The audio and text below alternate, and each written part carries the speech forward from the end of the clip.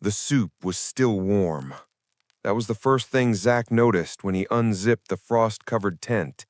Steam curled lazily into the thin mountain air, dissipating almost instantly in the -18 degrees Celsius wind chill. A half-eaten protein bar sat beside a journal, open to a blank page. Sleeping bags were unzipped, still indented with the shape of human bodies, but there was no one here. No footprints, no drag marks, no signs of struggle, just silence, as thick and oppressive as the air at 26,000 feet. Zack's breath formed tight, desperate clouds in front of his face. The storm had cleared only hours earlier, giving their rescue team a narrow window to reach Camp 9. The climbers, 5 of them, had made their last radio check-in just after sunset the previous night. The weather had turned instantly, as it often did in the high-altitude wilderness, but the team was experienced. They were supposed to wait it out. They did. That much was obvious. But now they were gone. "What the hell?" Zack muttered, ducking into the tent and brushing frost off the journal. He had been on dozens of rescue operations. Missing hikers, altitude sickness, avalanches. He'd seen all the ways people could vanish on a mountain. But not like this. The second tent was identical. Hot drink. No people. Gear undisturbed. A half-knitted glove left mid-stitch. It looked like someone had called a silent evacuation in the middle of the night, but taken nothing with them. There were no avalanche signs, no blood, not even a torn footprint, just snow. Too clean. He tapped his radio twice. "Base, this is Moore. Camp 9 is empty, completely. No visual on any climbers. Repeat, Camp 9 is abandoned. Conditions, eerie." "Copy, Moore. Any evidence of descent or retreat?" He hesitated. "No, but I'm checking the tree line now." Zack stepped away from the tents, heading toward a cluster of wind-blasted pines at the ridge. That's when he saw them. Claw marks, deep ones, etched violently across the snow like something had scraped its way through camp. 4 parallel lines, each almost an inch wide, tore through the snowpack and disappeared toward the forest line. Bears, maybe, but no scat, no blood, no noise. And what bear moved like that in -20 at 10,000 feet without leaving a single track? He looked up. Then he heard the first sound since arriving. Far off, almost delicate. A branch snapping. Deliberate. Something watching. He turned, slowly. Nothing. But he didn't believe in nothing anymore. Not after Alaska. Not after what happened on Coma Ridge. And certainly not with soup still steaming in tents where no hearts were beating. He scanned the ridge again and walked forward, boots crunching over snow that hadn't been touched by man. Then he stopped. There, tucked in a tree hollow, was a radio, still on, crackling. A faint voice looped through the static. "Don't come up. It's not the storm." Zack stared at it, throat dry. The voice was one of the climbers, and it was repeating over and over again, like someone or something wanted it to be found. Zack didn't speak for several seconds after finding the radio. He simply stood there, surrounded by the dense, unmoving silence of the Alpine Ridge, watching the small green LED blink on the handheld unit. The voice looped again, broken and static-heavy, a whisper trapped in a mechanical prison. "Don't come up. It's not the storm." The message repeated in a pattern that felt too deliberate, too calculated, like someone had wanted it to be discovered at exactly this moment. He crouched and examined the device more closely. The serial number scratched into the casing confirmed it belonged to Naomi Vickers, the expedition leader. She was known for her precision, meticulous, focused, and always prepared. There was no version of reality where Naomi would have abandoned her primary radio mid-climb. The surrounding snow offered nothing in the way of explanation. No boot tracks, no signs of descent, no drag marks or blood trails. Just the same eerie stillness that had blanketed Camp 9. And then there were the gouges, deep furrows in the snow that started from the camp's edge and stretched toward the nearby tree line. At first glance, they could have been from an animal, but the spacing and depth suggested something else entirely. They weren't the result of an accidental encounter. They were directional, deliberate, as if something had been herding the team toward the forest, or toward whatever lay beyond it. Zach kept his breathing steady as he followed the path. The tracks grew more erratic, almost frenzied, and as he reached a narrow patch of ice near a cluster of trees, the radio on his chest suddenly crackled to life again. This time, it wasn't the recorded message. It was a live transmission, a whisper cutting through the white noise with sharp urgency. "Zach, do you copy?" He stopped walking. The voice was unmistakable. Becca Landon, the group's logistics expert. There was fear in her tone, but also something else. Confusion, maybe even disorientation. "I don't know where we are. It's dark. They're not dead. Zach, they're not." The signal dropped, swallowed by static.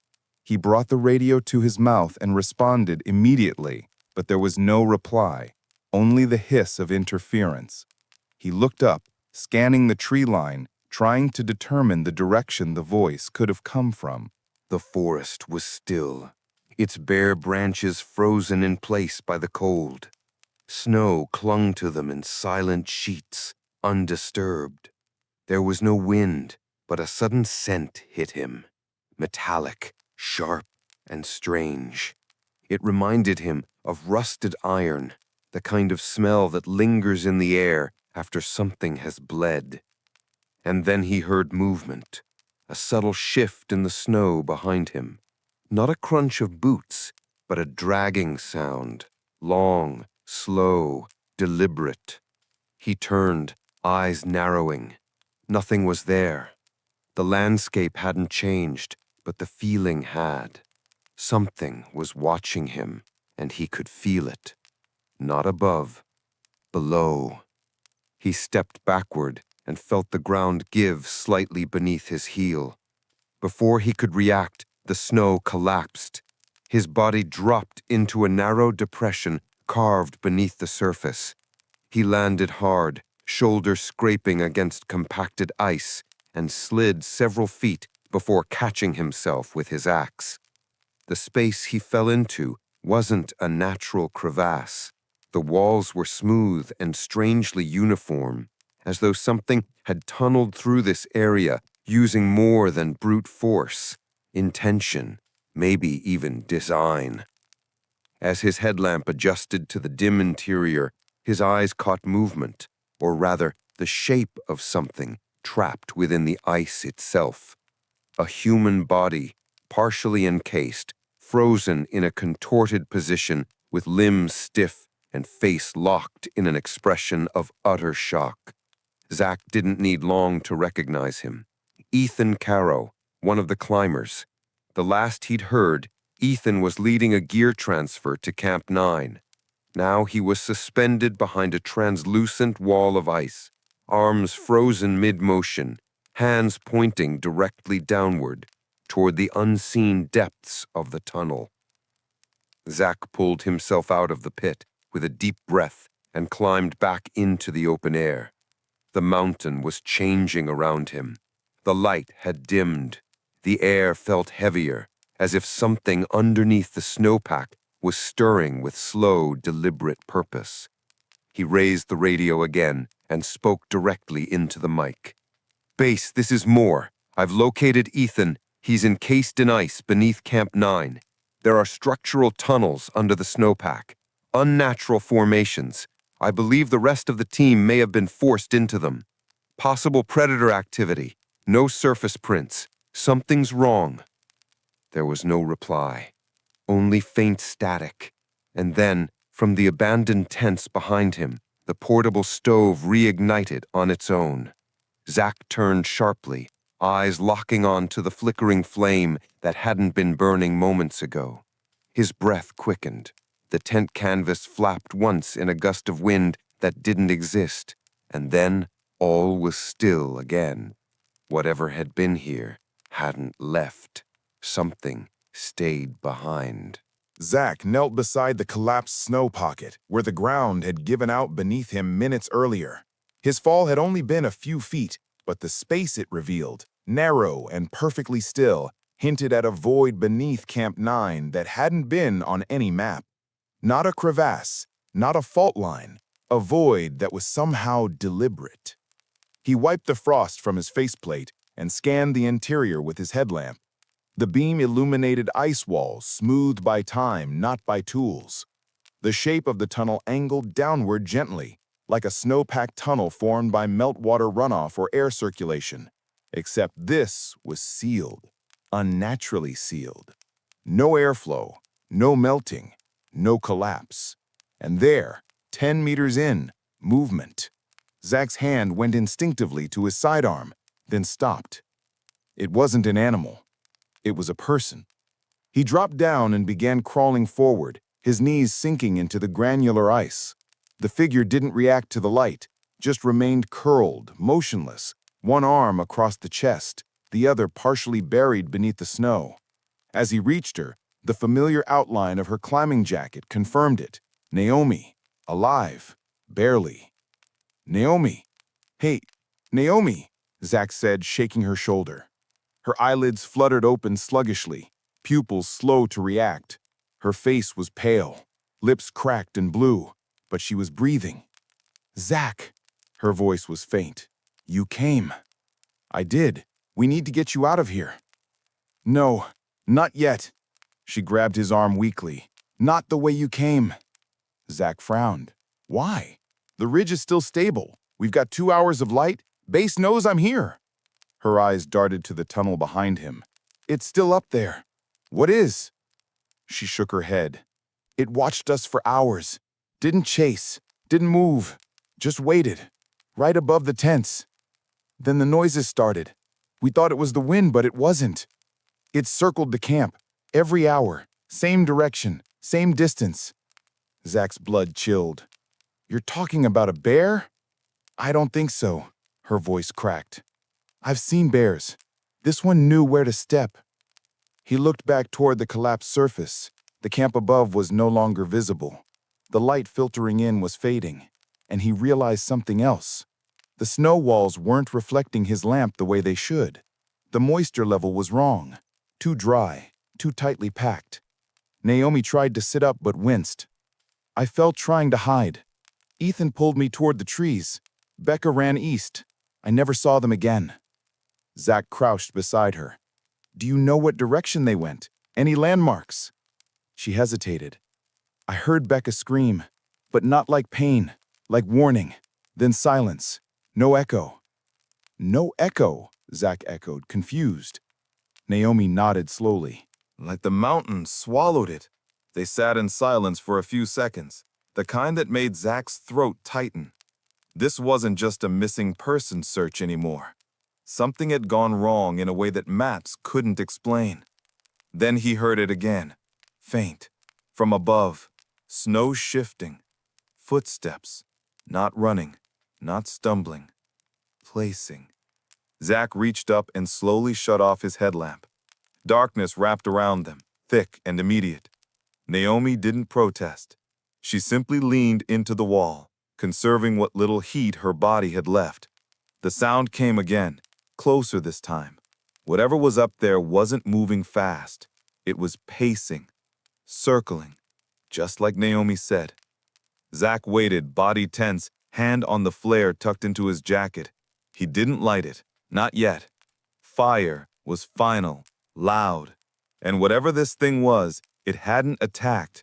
It had just waited. After a full minute, the sound stopped. Not like something fleeing, but like something sitting down. Zack finally turned the headlamp back on, kept the beam low, and leaned close to Naomi. We can't stay here. Can you move? She nodded, slowly. He got her upright, draped one of her arms around his shoulders. She was lighter than she should have been, dehydrated, weak, but conscious.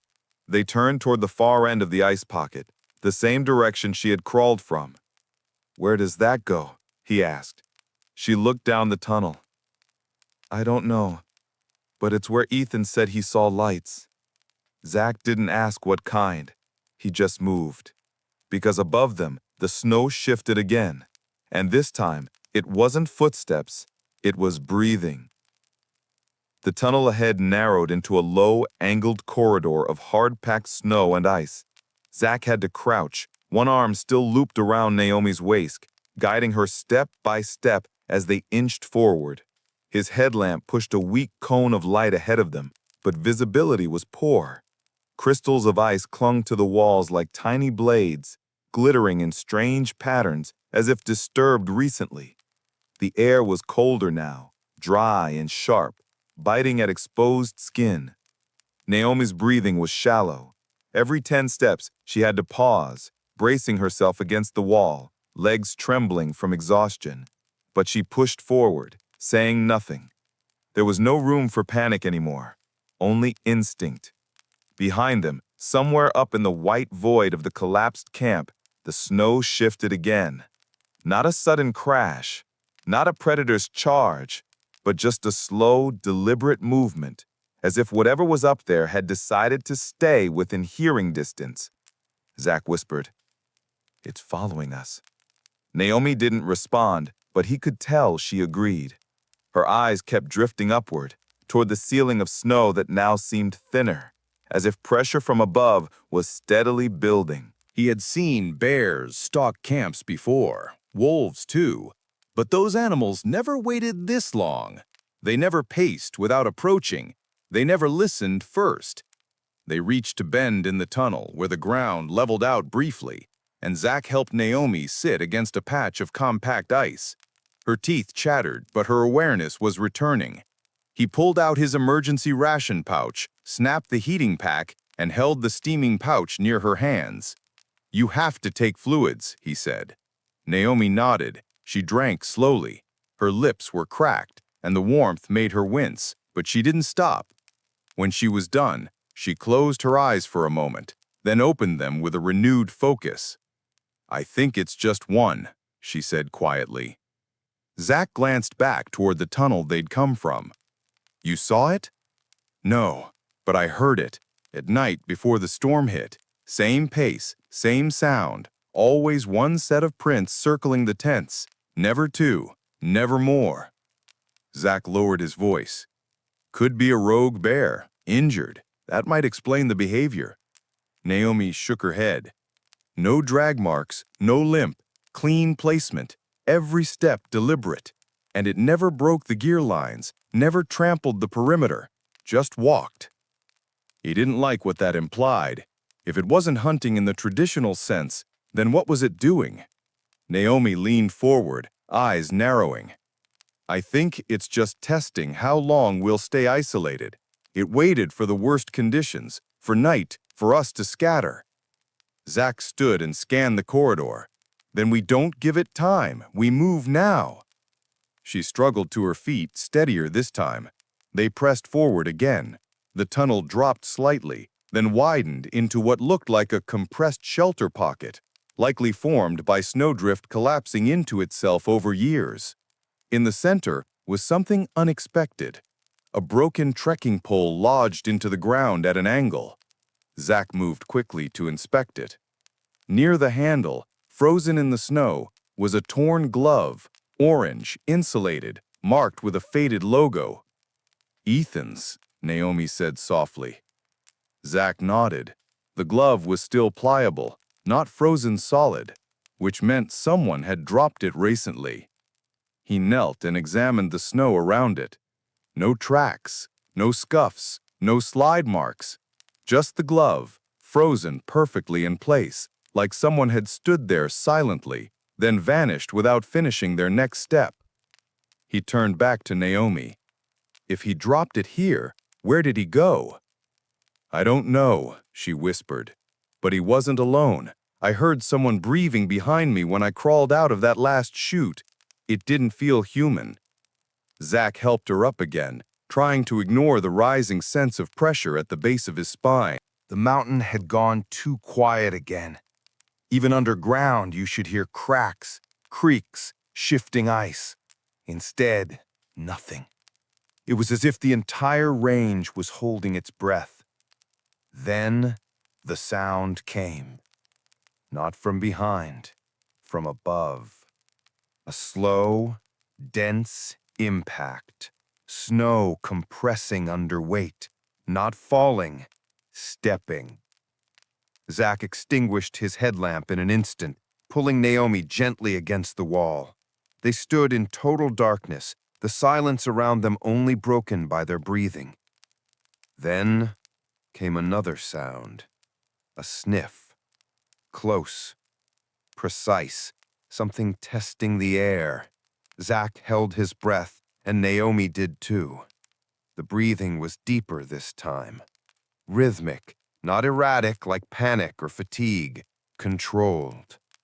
Whatever was above them wasn't confused or desperate. It was deliberate. It was focused. They waited. 1 minute, 2. The snow creaked again, then settled. The sound moved away, just a few feet, but didn't vanish. Still close, still listening. When Zack finally switched the lamp back on, Naomi's face had gone pale again. "We can't go up," she said. He nodded. "Then we find another way out." She looked down the tunnel ahead. "Or we dig one." The tunnel ahead was steeper than expected. What started as a gentle slope soon became a descending channel barely tall enough to crouch through. Zack moved first, using his axe to test the ice floor every few steps. Behind him, Naomi followed slowly, conserving her strength, her breathing still shallow but steadier now. The air had grown colder again, and the walls of the passage began to frost over in delicate lace patterns, the kind that only form in places no heat has touched for months. Their headlamps provided enough light to see 5 meters ahead. Beyond that, the world faded into a blue-tinted haze. The silence had returned, broken only by the low, distant sound of ice shifting above them. Zack couldn't tell whether the noise was natural or not anymore. The mountain had started to feel like a second presence, unpredictable, but listening. Naomi stopped him suddenly by gripping his arm. "Do you hear that?" They both froze. At first, Zack heard nothing. But then, soft, rhythmic taps, faint, repeating, not echoing in the normal sense, but bouncing strangely through the walls like the sound was folding back onto itself. He whispered, "Could be meltwater, maybe a distant ice fall." Naomi shook her head. "No, it's patterned. 4 beats. Pause. Then again. I heard the same thing right before we lost Ethan." Zack listened again. She was right. 4 soft sounds, like claws or nails ticking lightly on hard snow, followed by a long, calculated pause, then the same 4 again. It wasn't random. They moved forward in silence, more slowly now. Every creak of their boots felt too loud. The tunnel eventually leveled out and opened into a tight, circular cavity, likely a natural ice pocket. The walls here were smoother, almost glass-like, and the cold bit deeper. And there, half buried in drifted snow at the far end, was a boot. Zack rushed forward. The shape attached to it was still partially exposed. A body, face down. The snow packed around it in a way that suggested no struggle, no flailing, just stillness. Naomi stepped closer. "Is it Ethan?" Zack rolled the body gently. The man's face was pale, eyelids shut, mouth slightly open. No visible injuries, no blood, just still. Too still. He checked for pulse. Nothing. But what made his chest tighten wasn't the body itself, it was the eyes. Frozen shut, yes, but the corners of them were dusted with fine gray powder. Not frost, not dirt, something almost like ash. Zack looked around the chamber. There was no soot, no burn marks, nothing to explain it. Naomi knelt beside the man and recognized the emblem on his jacket. It was Ethan. Her voice cracked. He should have been moving, even crawling. This doesn't make sense. Zack checked the nearby snow. No drag marks, no sign of him being carried. The snow around Ethan's body was undisturbed, as if he had lain down here and waited. That was the most unnerving detail of all. They didn't linger. Naomi helped herself to one of Ethan's full water canisters while Zack collected his GPS device. It still worked, but it showed no coordinates, just a flickering question mark where elevation and grid reference should have been. Naomi stared at the screen. It scrambled. Zack frowned. We're too deep. Signals probably bouncing off the mineral layers. Or, he didn't finish the sentence. Naomi did. Or, it's being jammed. That word hit harder than he expected, because even now, buried under meters of snow and ice, there was a sickening logic to everything. No signal, no path, no echo. Whatever force was playing with them, it wasn't wild or chaotic. It was patient. Zack pocketed the GPS, helped Naomi to her feet, and they pressed onward, the tunnel now veering subtly to the right. But after 10 minutes, something strange happened. The wall markings began to repeat. An unusual ridge in the ice, a crack like a lightning bolt, a small stain from mineral seepage. They had passed this spot before. He stopped walking. Naomi, he said quietly, I think we're going in circles. She blinked, confused. No, we've been descending. He pointed at the wall. That fracture, that same discoloration, I remember it. I marked it with my boot. She followed his gaze, and then she saw it. His boot print, almost erased, just the faintest imprint left under wind-blown snow. A perfect match. But we didn't turn around, she whispered. We never looped. Zack's stomach tightened. Either the tunnel had curved without them noticing, or the space had somehow shifted around them. He backed up, now aware that the cold felt deeper than before. Even in his gloves, his fingertips were numb. The air had stopped moving. Naomi leaned against the wall. We're not going to last long down here. He nodded slowly. I know. And then from behind them came a low, throaty growl. This time, close. No longer circling, approaching. Zack didn't look back. He moved with purpose, guiding Naomi forward through the narrowing tunnel, every step deliberate, every breath controlled. The incline beneath their boots grew steeper, and though the snow underfoot was soft, the angle gave him hope. It was the first vertical gain they had experienced in nearly an hour. If it continued, it could mean the tunnel was naturally pushing upward toward the surface. The air changed subtly. A faint flow, barely perceptible, moved through the narrow corridor. It wasn't warm, but it was moving, meaning the outside wasn't far. Zack switched off his headlamp for a moment and could see the faintest shift in the darkness ahead.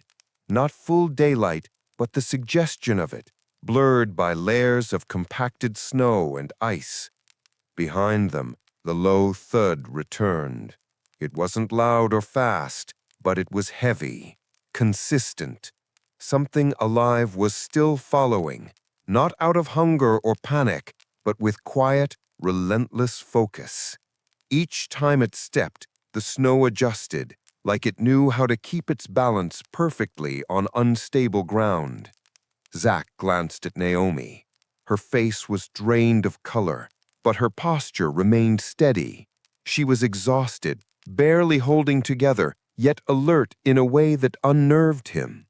Her eyes weren't focused on the path forward. They were fixed behind them, as though something more than an animal to appear. They reached a narrow bend where the ceiling lowered suddenly, forcing them into a crouch.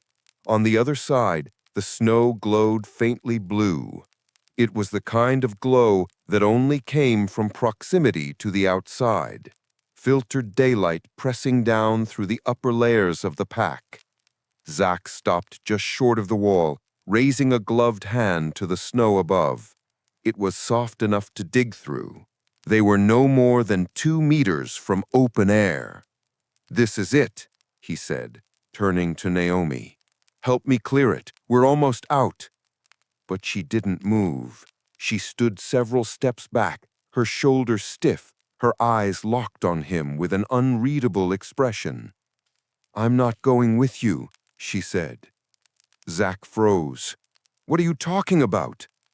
"There's something wrong with that exit," she continued. "I don't know what it is, but I felt it the last time I tried to go up.